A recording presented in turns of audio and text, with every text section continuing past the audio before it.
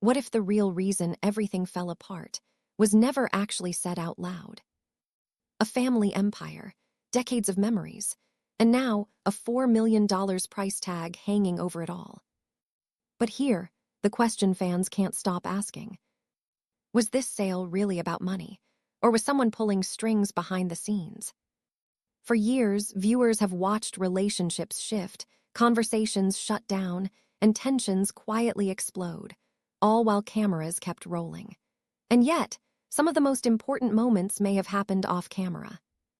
Why did negotiations suddenly stall? Why did the price feel non-negotiable? And why do so many timelines almost line up, but never perfectly? Because when you start putting the pieces together, a very different story begins to form. One filled with influence, silence, and contradictions that don't quite add up. What if the biggest betrayal in Little People, Big World didn't happen on camera, but quietly, behind closed doors? For years, fans believed Roloff Farms would stay in the family, that it would one day belong to Zach Roloff, the son who grew up working that land, celebrating life's biggest moments there, and building his future around it. Then came the shocker. A $4 million price tag, a number so high it instantly slammed the door on Zach and Tori.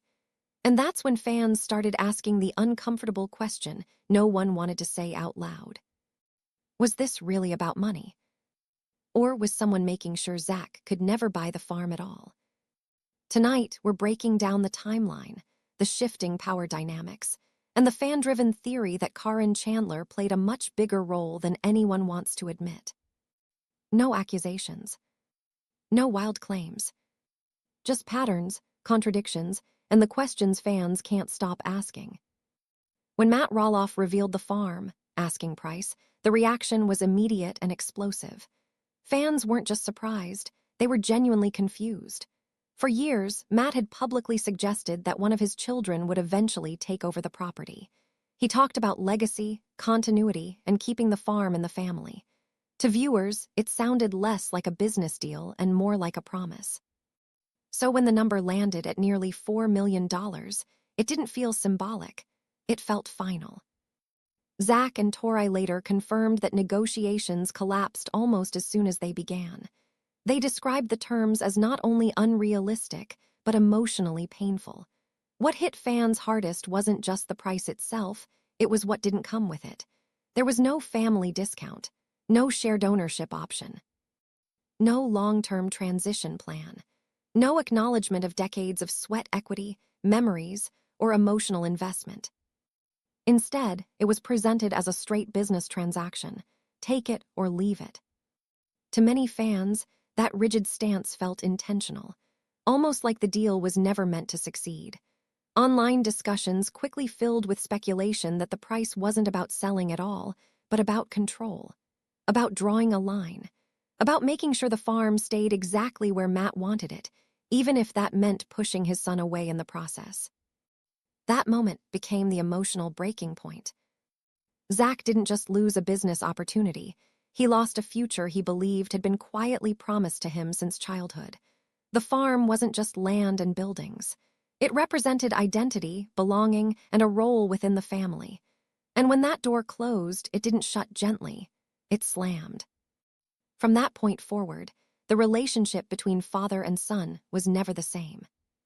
Caryn's background as a longtime farm employee meant she wasn't just emotionally close to Matt, she was strategically close.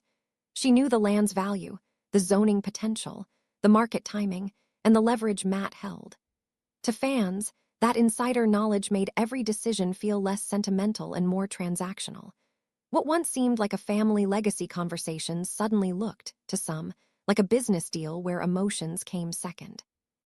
Viewers also point to how discussions around the farm reportedly shifted in tone.